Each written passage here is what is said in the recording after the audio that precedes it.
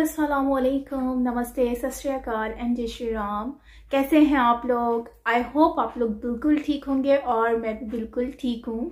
और आज की वीडियो आपके लिए लेकर आई हूँ योगी जी के ऊपर, योगी आदित्यनाथ इन आपकी अदालत। और इस पर आज हम लोग रिएक्शन देंगे और देखते हैं कि आज क्या क्या मुकदमा जो है योगी जी के ऊपर चलने वाला है। सो बिना देरी के चलते हैं इस वीडियो की तरफ और रिएक्शन देते हैं। So let's start.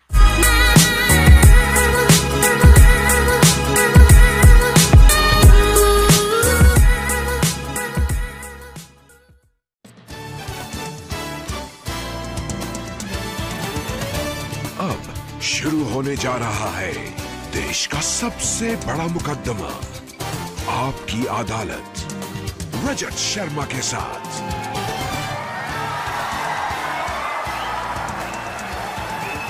नमस्कार, आपकी अदालत में आपका स्वागत है। आज हमारे मेहमान एक ऐसी शख्सियत है जिनकी चर्चा पूरी दुनिया में है, सिर्फ भारत में नहीं, लंदन में, न्यूयॉर्क में, हर जगह इनके बारे में लोग सवाल पूछते हैं, इनके बारे में जानना चाहते हैं। ऐसी शख्सियत जिससे उत्तर प्रदेश की जनता ने प्यार और दुलार दिया, मान सम्मान दिया। ऐसा व्यक्ति जिसको अभी मुख्यमंत्री बने हुए कुछ महीने हुए हैं, लेकिन लोग बहुत सारे सवाल उनसे पूछना चाहते हैं। प्लीज वेलकम उत्तर प्रदेश के मुख्यमंत्री योगी आदित्यनाथ।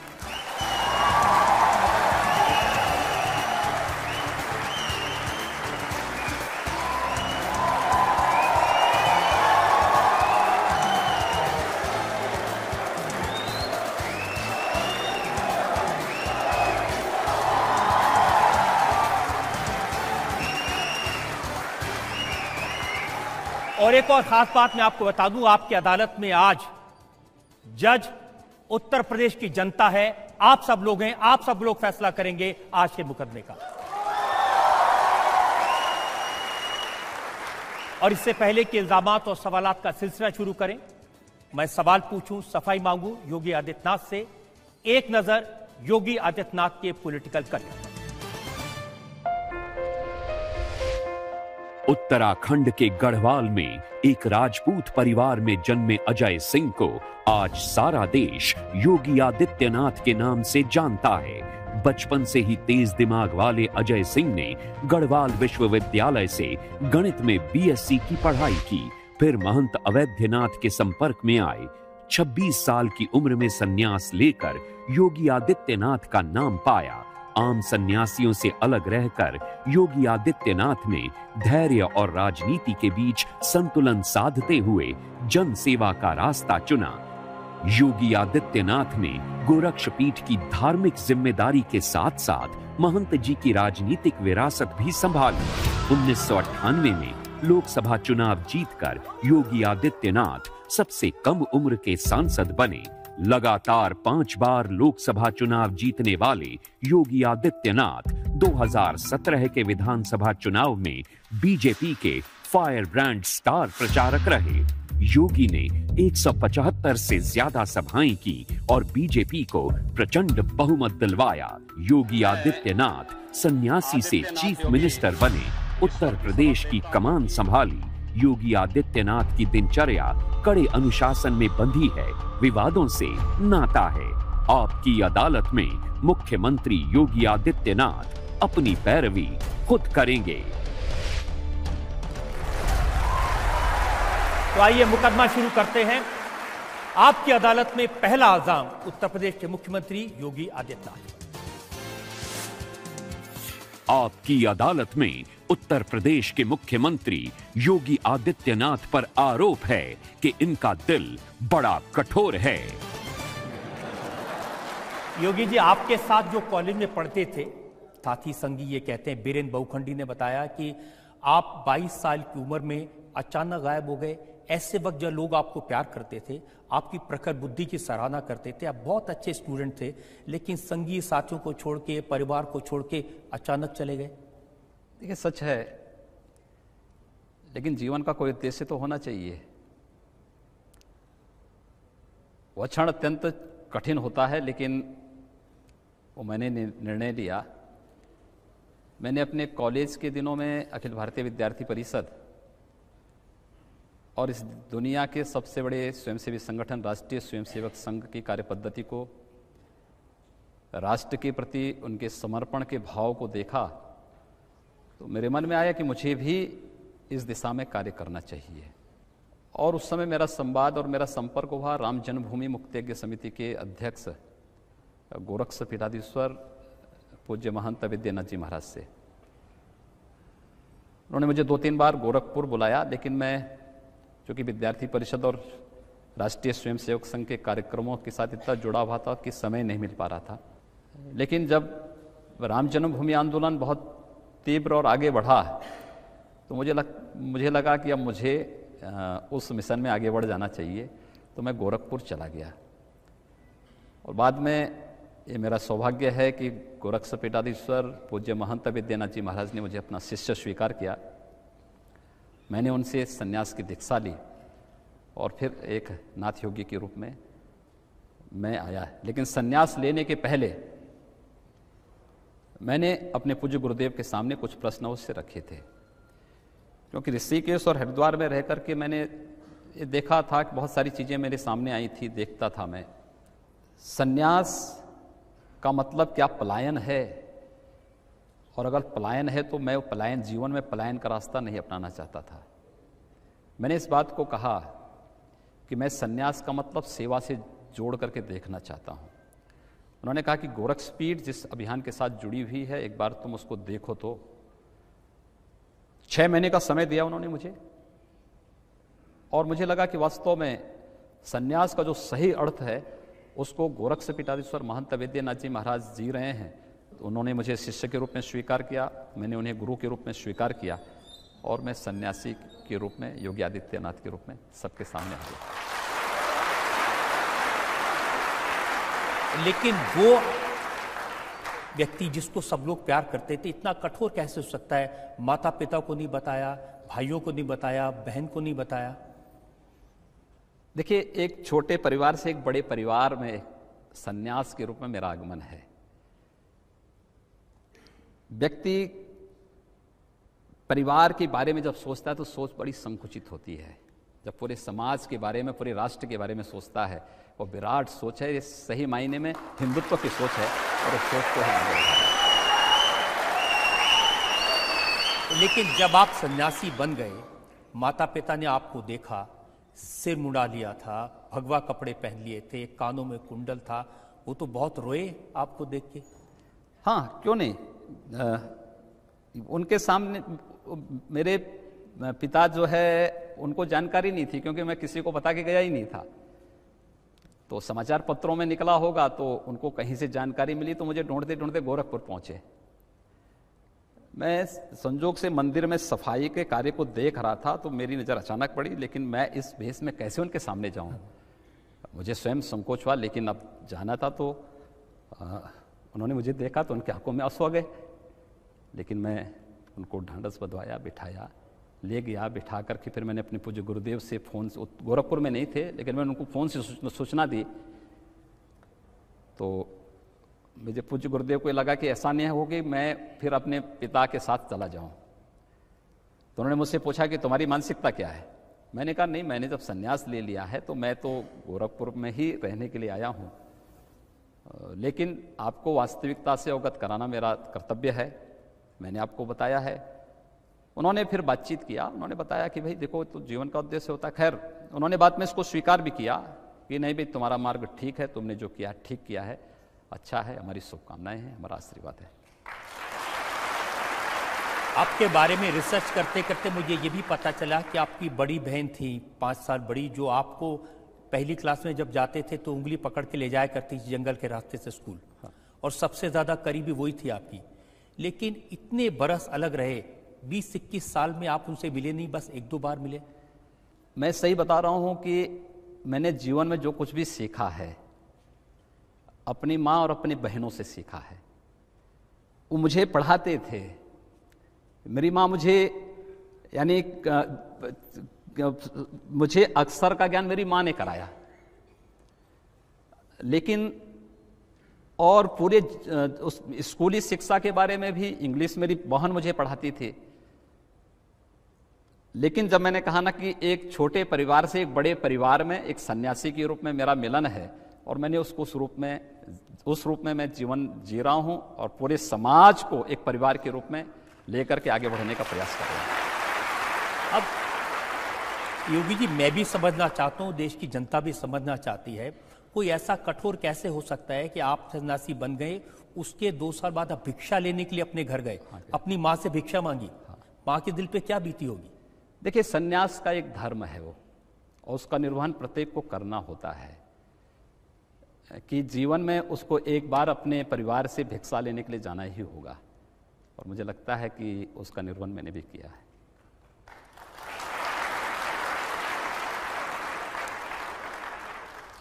तो कभी मन में ये ख्याल नहीं आया कि मैं भी घर बसा लूं? देखिए, व्यक्ति ने जब एक बार निर्णय ले लिया है, मैं उन लोगों की स्थिति को पहले से देख रहा हूं जिन्होंने घर बसाया है उनके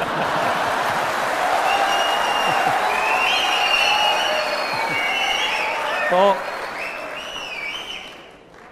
कम से कम मैं उस टेंशन से फ्री हूं।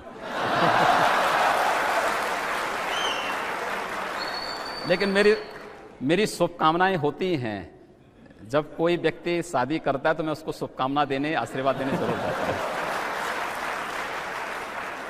आपकी बहन तो ये भी कहती हैं कि उनके जो छोटे छोटे बच्चे से उनसे बहुत प्यार था, कॉलेज से लौटते समय आप उनके लिए टॉफी लेके जाते थे। हाँ, क्यों नहीं, मैं आज भी कहीं जाता हूं, अब तो मुख्यमंत्री के रूप में हो सकता है बहुत भीड़ भाड़ में जाने में थोड़ा ये होता है, लोग रोकते हैं, सुरक्षा वाले रोकते हैं, प्रशासन ऐसी व्यवस्था कर देता है, लेकिन एक सांसद के रूप में भी जब मैं वो जाता था तो मैं अपने साथ 2-4-5 किलो टॉफी लेकर के या लड्डू लेके जाता था, और बच्चे मिलते थे तो उनको मैं टॉफी बांटता था।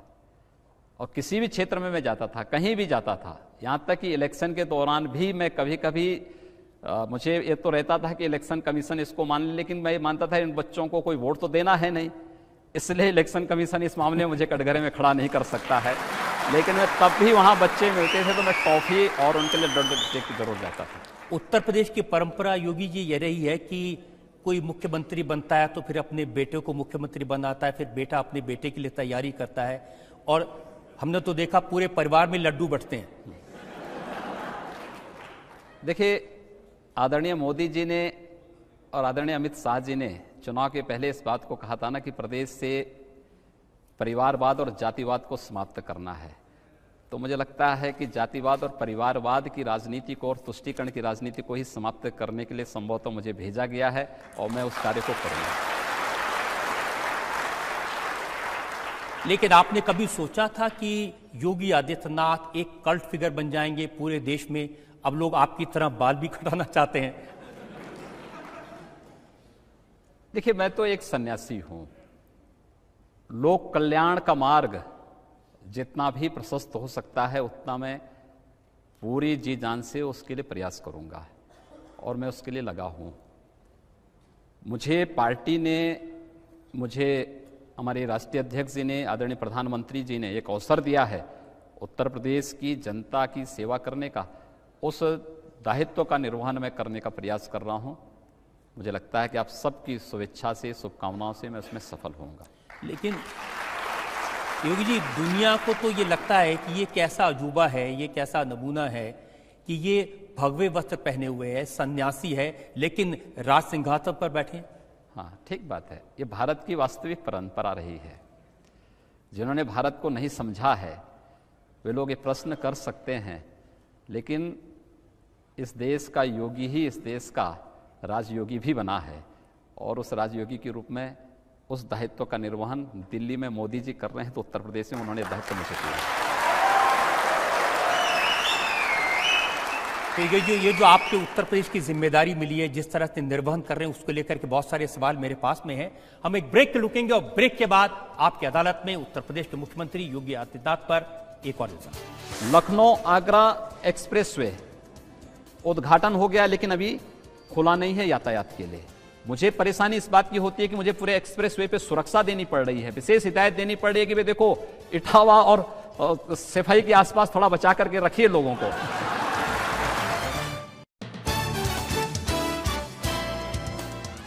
Welcome back. हम उत्तर प्रदेश की राजधानी लखनऊ में हैं और आज हमारे मेहमान हैं प्रदेश के मुख्यमंत्री योगी आदित्यनाथ। आपकी अदालत में अगला इल्जाम। आपकी अदालत में उत्तर प्रदेश के मुख्यमंत्री योगी आदित्यनाथ पर इल्जाम है कि इन्होंने लोगों को झूठे सपने बेच दिए। अब यह इल्जाम मेरा नहीं है, उत्तर प्रदेश के पूर्व मुख्यमंत्री अखिलेश यादव का है।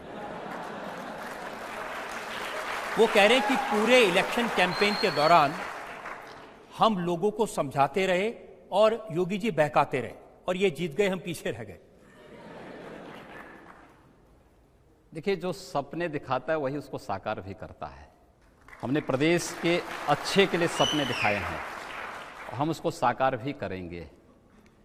प्रदेश के अंदर विरासत में हमें जैसी स्थिति मिली है प्रदेश की, वो सचमुच चौंकाने वाली है।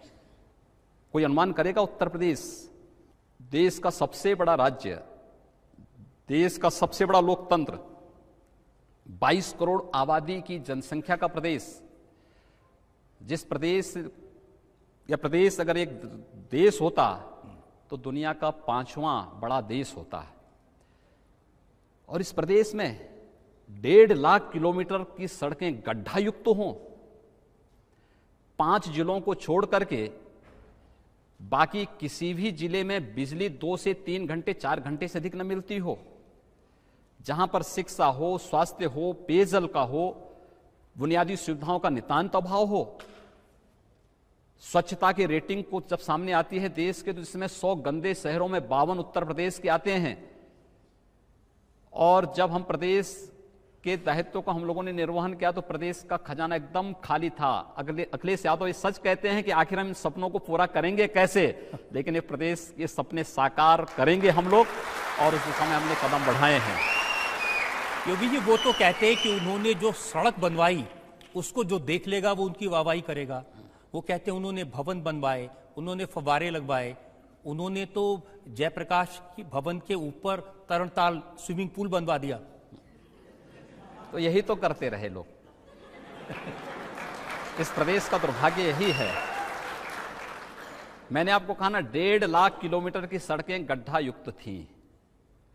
और सही बताऊं मैं आपको, मैं चुनाव के दौरान जब कहीं जाता था तो मुझे गड्ढा युक्त सड़कें दिखती थीं। अगर मुझे रात्रि हो जाता था तो अगर किसी दूसरे स्टेट से हमें यूपी में आना होता था 19 मार्च 2017 के पहले, तो जहां से अंधेरा प्रारंभ होता था समझ लीजिए उत्तर प्रदेश की सीमा शुरू हो गई है।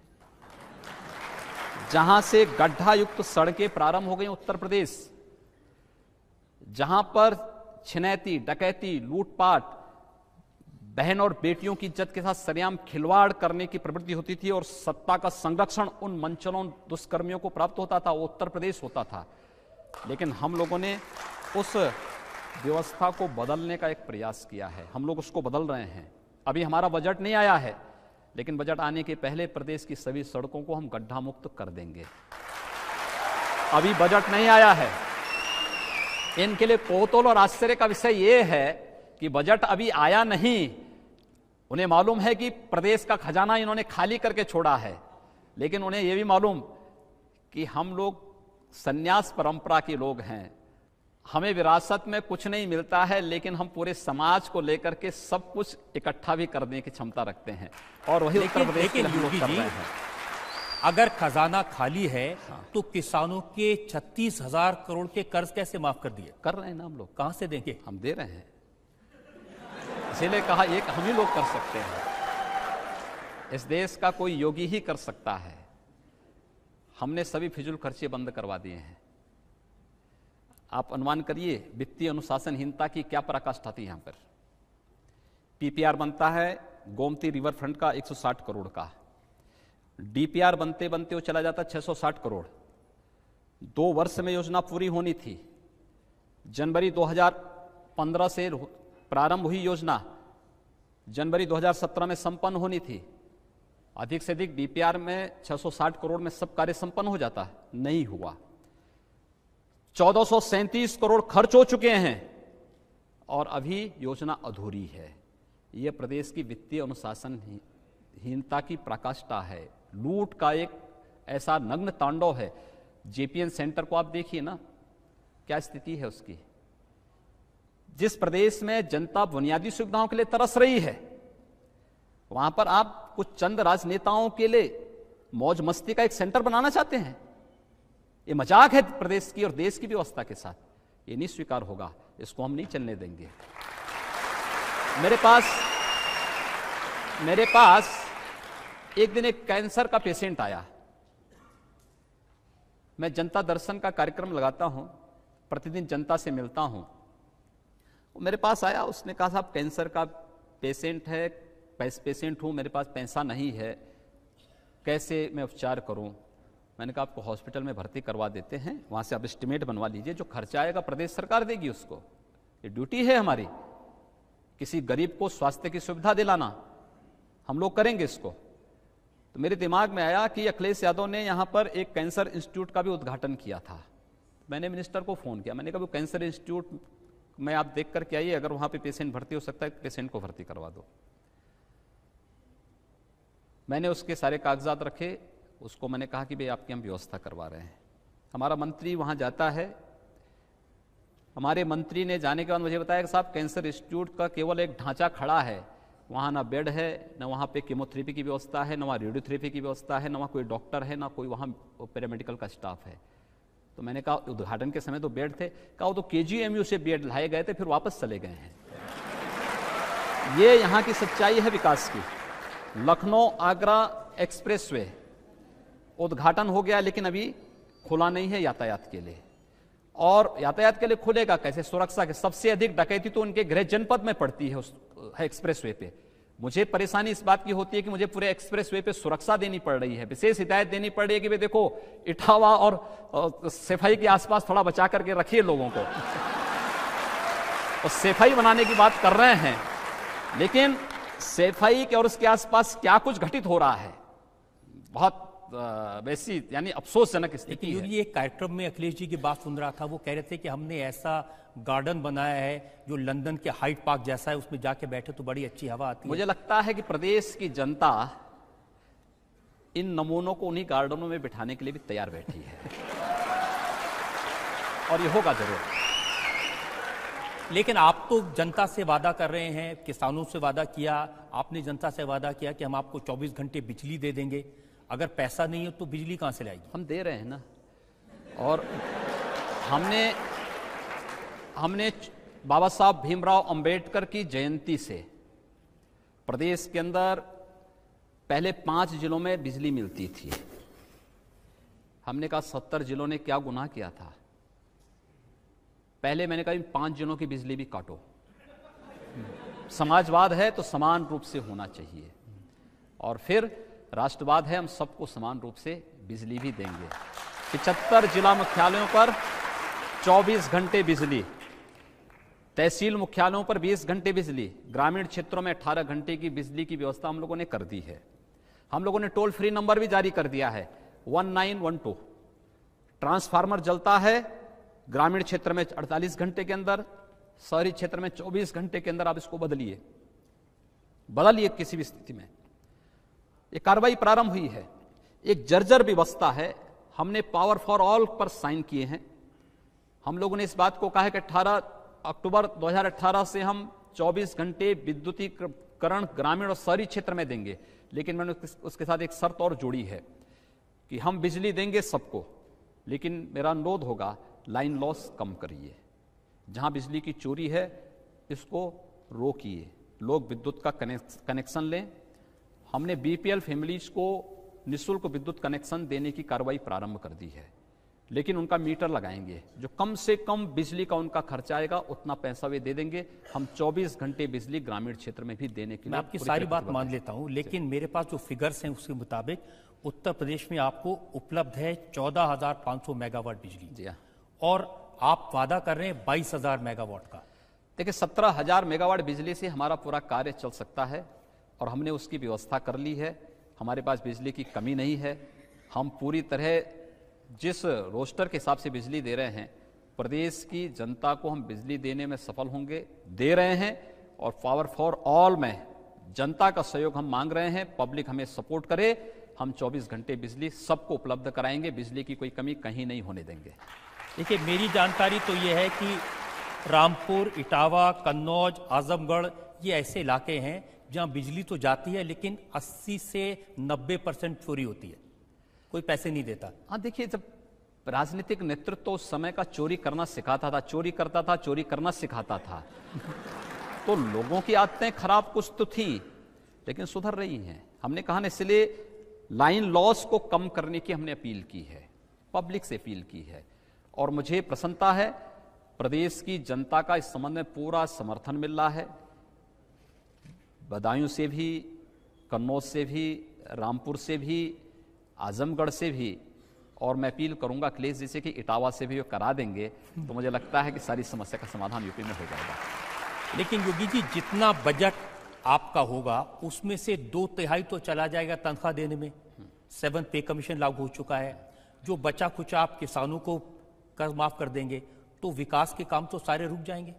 देखिए, पिछली सरकार के वित्तीय अनुशासन अनुशासनहीनता इतनी ज्यादा थी। दूसरा, हम लोगों ने कटौती भी बहुत ज्यादा की है। आपको संभवतः ये नहीं होगा कि पिछले वर्ष तक प्रदेश के सभी अधिकारी और अधिकतर मंत्री इस मौसम में, गर्मियों के सीजन में वे विदेशों के दौरा करते थे। वहाँ से क्या सीख के आ रहे हैं किसी को पता नहीं होता था। हम लोगों ने इस बार सबकी छुट्टियां रद्द कर दी हैं।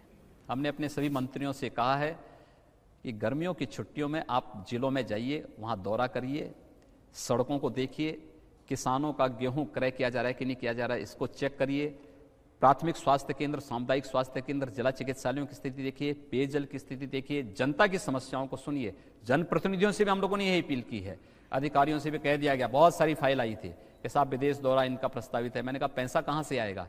कि साहब ये तो राज्य सरकार देगी। तो मैंने कहा राज्य के पास पैसा नहीं है, आप यहाँ काम करिए, अपने विभाग में परफॉर्म करिए। आप ये बात को मानिए कि विभाग में तभी रहेंगे जब आप परफॉर्म कर पाएंगे, अन्यथा कोई गारंटी नहीं है। यहाँ पर हर चीज की गारंटी मिल सकती है, जो परफॉर्म नहीं कर पाएगा वो यहाँ रह सकता है, इसकी कोई गारंटी नहीं दे सकता। आपको जाना होगा और इसलिए सभी लोग काम कर रहे हैं। एक नई कार्य संस्कृति हम लोग प्रदेश के अंदर ला रहे हैं।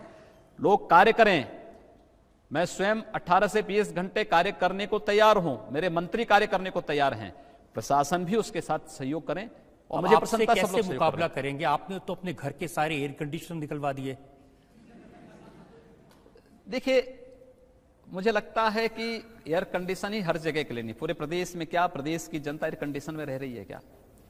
वैसे भी मेरा ये मानना है कि जो एयर कंडीशन भी लगाए हैं वहां पे टेम्परेचर 26 से ऊपर ही होना चाहिए, नीचे नहीं होना चाहिए।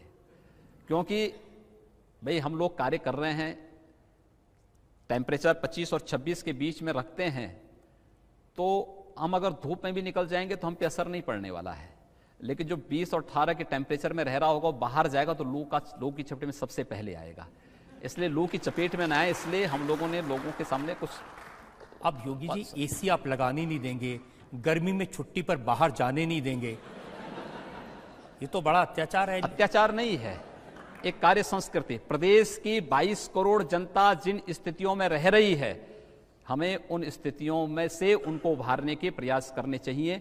हम लोग प्रयास कर देंगे तो मुझे लगता है कि हम लोगों का सार्वजनिक जीवन में आना सार्थक हो जाएगा। आप जब बने थे मुख्यमंत्री तो आपने देखा दफ्तर कैसे चलते थे? हाँ, देखिए, बड़ी खराब स्थिति थी।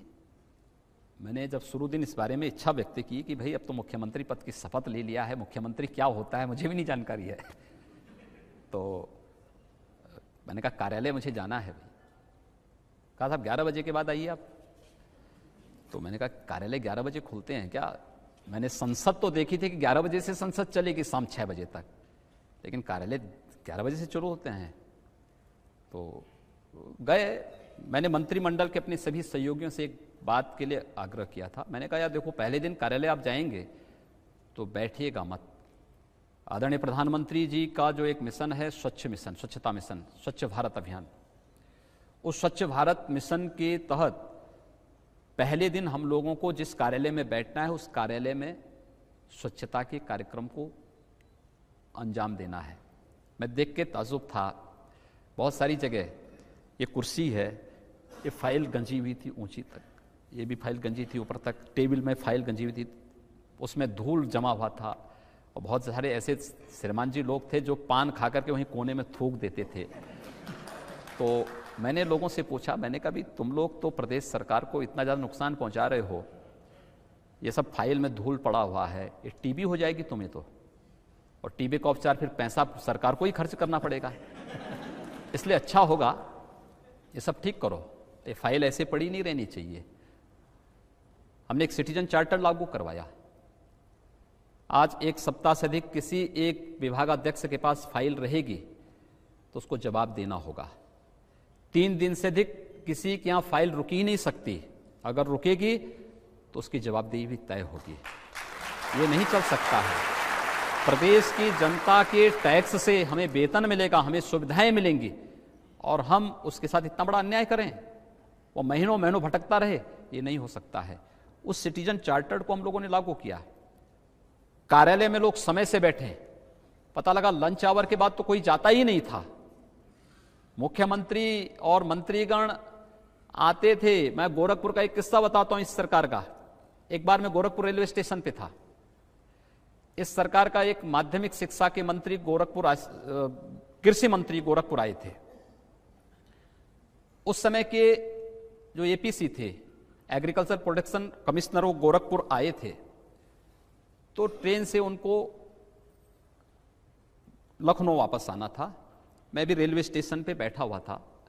जिस रूम में मैं बैठा था, संजोग से वहां के जिलाधिकारी, वहां के कमिश्नर एपीसी को भी वहीं लेकर के पहुंचे, लेकिन मुझे देखे थोड़ा हिचके, तो मैंने बुलाया उनको। मैंने कहा भी आइए, क्यों आप भाग रहे हैं।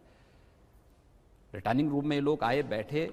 इनके 2 मिनट के बाद इनका कृषि मंत्री आ गया। तो मैं समझा कि सब साथी हैं। तो कृषि मंत्री को मैंने अपने बगल में, एक कार्यकर्ता बैठता, मैंने उनको हटा कर कहा, मैंने कहा भी देखो ये कृषि मंत्री है, इनको बैठने दो। मैंने एपीसी से पूछा, मैंने कहा आप कब आए। उन्होंने कहा कि मैं सुबह आया था। मैंने कहा क्या कोई कार्यक्रम था। उन्होंने कहा हाँ, एक एग्रीकल्चर पर एक संगोष्ठी थी, उसी में आया था। मैंने कहा यहाँ गन्ने में पायरिया कीड़ा लग रहा है, और सैकड़ों हेक्टेयर यहाँ पर गन्ने की फसल किसानों की खराब हुई है, इसके बारे में आप लोगों ने कोई प्लान तय किया है। उन्होंने कहा हमें जानकारी नहीं। मैंने कहा भी आप आखिर कैसी संगोष्ठी कर रहे हैं, ये पूर्वी उत्तर प्रदेश गन्ना उत्पादक क्षेत्र है। फिर मेरी नजर पड़ी, मैंने कहा भी कृषि मंत्री तो यहीं गोरखपुर के ही हैं। मैंने कहा ये कृषि मंत्री ने बताया नहीं। अब आश्चर्य करेंगे कि कृषि मंत्री को एपीसी नहीं पहचानते थे, उनका एग्रीकल्चर सेक्रेटरी नहीं पहचानता था, और मैंने अपने सामने परिचय कराया। तो मैंने एग्रीकल्चर मिनिस्टर से पूछा, मैंने कहा तुम कब से कृषि मंत्री हो। उसने कहा 6 महीने से। मैंने कहा 6 महीने से तुम्हारे अधिकारियों से कोई परिचय नहीं। कहा मैं कार्यालय कभी कभी जाता हूं। ये अराजकता थी, ये अराजकता थी। हमने कहा ये सब नहीं चल सकता है। अब इसको बदला आपने? पूरी तरह बदल चुका है, और जो कुछ बचा होगा 100 दिन आने दीजिए, वो सब बदल करके हम लोग रख देंगे। लेकिन कुछ खबरें अखबारों में आती हैं, जैसे आपने कहा कि वीआईपी कल्चर खत्म कर दिया, आप एक साधारण व्यक्ति की तरह रहते हैं, लोगों से मिलते हैं। एक हमने पढ़ा कि 27 मई को कुशनगर के दलितों से मिलने गए, तो उनको प्रशासन की तरफ से शैम्पू और साबुन बांट दिए गए कि योगी जी आए तो खुशबू लगा के आना। देखिए, शैम्पू और साबुन जो है ये खुशबू का प्रतीक नहीं है। इंसेफ्लाइटिस के खिलाफ हमारा अभियान है, और इस अभियान की सफलता इस बात पे निर्भर करती है कि हम स्वच्छता के प्रति कितने जागरूक हैं। देखिए, मैं पिछले 20 वर्षों से इंसेफ्लाइटिस के खिलाफ लड़ रहा हूं, और आज उत्तर प्रदेश के 38 जिले इस बीमारी से प्रभावित हैं, और देश के अंदर लगभग 171 जिले इससे प्रभावित हैं। मैं इस निष्कर्ष पर पहुंचा हूं कि इसका उपचार नहीं है, इसके केवल जागरूकता और बचाव, इसके 2 माध्यम हो सकते हैं। और जागरूकता में स्वच्छता का और शुद्ध पेयजल का। स्वच्छता हो, शुद्ध पेयजल उपलब्ध हो जाए, तो इंसेफ्लाइटिस फिर कभी वहां पर कोई प्रभाव नहीं डाल सकती। स्वच्छता की दृष्टि से लोगों को साबुन बांटना कोई बुरी बात नहीं। अगर किसी दलित को, किसी कमजोर व्यक्ति को स्वच्छता के लिए साबुन बांटा है प्रशासन ने, उसमें कोई बुराई नहीं। स्वच्छता के प्रति जागरूकता के लिए उनसे कहा गया कि आप स्नान करिए, तो ये जागरूकता का हिस्सा होना चाहिए। और मैं तो कहता हूं हर व्यक्ति के लिए अनिवार्य होना चाहिए कि प्रतिदिन उसको स्नान करना चाहिए, प्रतिदिन उसको दातून करना चाहिए, अपने नाखून उसको काट करके इस लायक बनाने चाहिए कि वह किसी को चुभो भी न सके और साथ साथ उस गंदगी से स्वयं बीमारी से ग्रसित भी न हो सके। ये अनिवार्य होना चाहिए। और मैं तो चाहूंगा कि जैसे मैंने बाल रखे छोटे छोटे, वैसे सभी लोग रखेंगे तो और समस्या का समाधान हो जाएगा। हो सकता है। तो खैर ये वीडियो थी योगी आदित्यनाथ की, और उन्होंने इसमें बताया है अपनी जो बेसिकली उनकी सोच है, उनकी जो थिंकिंग है, अपनी जो सीएम बनने के बाद जो भी चीज़ें वो देख रहे हैं। और उन्होंने, और वैसे भी ये वीडियो जो थी तकरीबन 3 साल पहले की है, 2017 की। तो अब तो 3 साल गुजर गए हैं, तो अब पब्लिक को पता ही होगा कि उनकी काम जो है वो क्या है, वो कैसे काम कर रहे हैं। तो यूपी में तो अब जो है उन्होंने जैसे कहा कि रोड वगैरह जो है वो वहाँ के टूटे हुए हैं। तो 3 साल पहले की बात है ये, कि रोड जो है वो टूटे हुए हैं, और जब कहीं बाहर से आते हैं तो रोड टूटे हुए नजर आते हैं तो समझ आ जाती है कि अब ये यूपी स्टार्ट हो गया है। और इस तरह से और भी उन्होंने जैसे कि चोरी डिकेटी वगैरह का भी बताया था कि ये सेफ नहीं है, तो उसको हम सेफ बनाएंगे, रोड वगैरह बनाएंगे।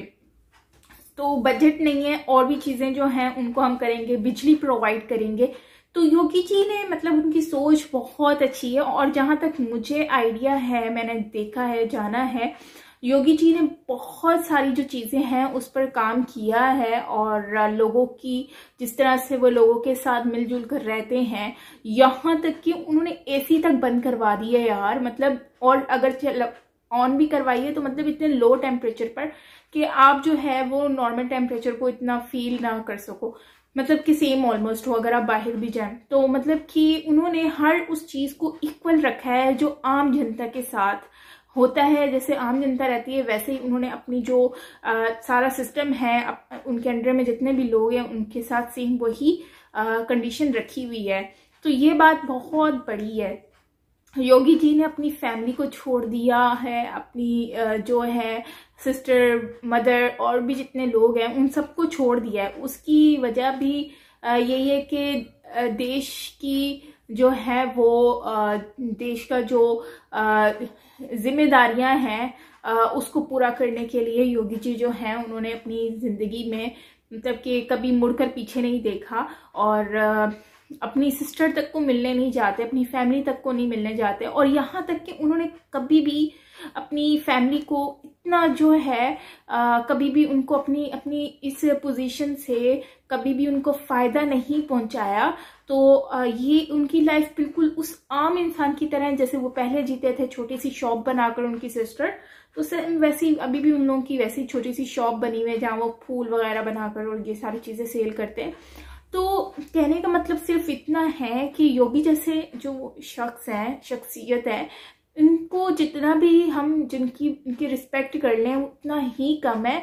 और अब तो मैंने सुना है कि योगी जी जो हैं नेक्स्ट जो हैं वो मेरे ख्याल से पीएम बनने वाले हैं, शायद मैंने ये सुना है। और योगी जी जो हैं वो बेसिकली इन्होंने जितनी भी जो अपनी जनता के लिए एफर्ट कर रहे हैं, अभी तांडव का देख लें, उस पर इन्होंने एक्शन लिया है। जो भी ऐसी चीज़ जो नुकसानदेह होती है, चाहे वो किसानों का हो जाए, चाहे वो धर्म से हो, रिलीजन से हो, जो है इन सारी चीज़ों को इक्वल लेकर चलते हैं और कभी भी इनमें मतलब कि ऊंच नीच होने नहीं देते।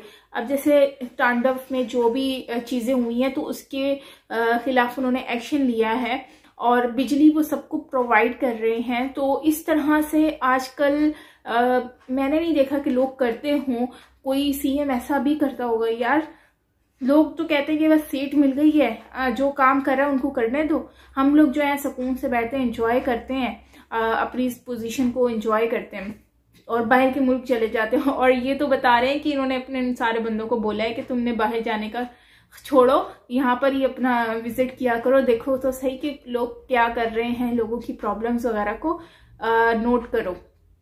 तो यार ये बहुत बड़ी बात है। और फार्मर्स वगैरह के जो कर्जे हैं वो उनके उतारे हैं, मेरे ख्याल से ये माफ़ कर दिए, तो मेरे ख्याल से उतारे हैं शायद, नहीं इसका मुझे शायद कंफर्म नहीं है, लेकिन यह है कि उन्होंने कहा था कि हम अपने बजट को जो है वो उसमें से अपने पैसे सेव करके वो उनको फार्मर्स को देंगे, इस तरह का कुछ मुझे सुनने में मिला था।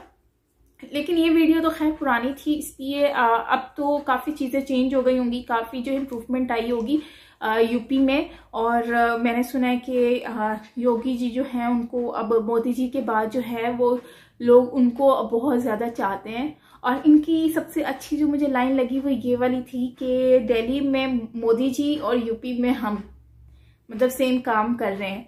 तो वाकई में यार रिस्पेक्ट करनी चाहिए ऐसे लोगों की, और इस तरह के लोग बहुत कम मिलते हैं। मैंने तो आज तक नहीं देखा मोदी जी जैसे और योगी जी जैसे लोगों को जो अपनी कंट्री के लिए काम कर रहे हैं बिना किसी फायदे के, बड़ी बात है। सो ये थी हमारी आज की वीडियो गाइज, आई होप आपको अच्छी लगी होगी, मुझे बहुत ज़्यादा अच्छी लगी है। और दूसरी बात यह है कि पार्ट 2 हम बनाएंगे, उसमें देखेंगे कि आगे उनकी लाइफ के ऊपर, उनकी जो सोच है उसके ऊपर। सो बिना तरीके सो ये थी हमारी आज की वीडियो, आई होप आपको अच्छी लगी होगी। मिलते हैं नेक्स्ट वीडियो के साथ, अपना ख्याल रखिएगा, बाय बाय।